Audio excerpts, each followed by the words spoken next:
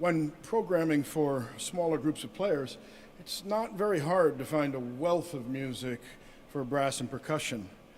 But there's far less music for a large group of woodwinds only. So we had some written.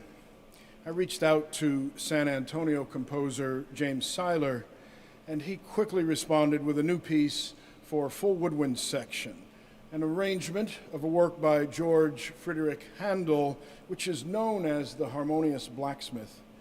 This air with 5 variations is actually the final movement of Handel's Suite Number 5 for harpsichord.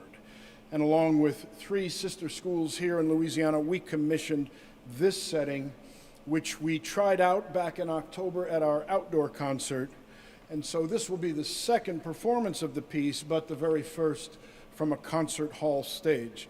The Harmonious Blacksmith by Handel and arranged by James Syler for woodwinds.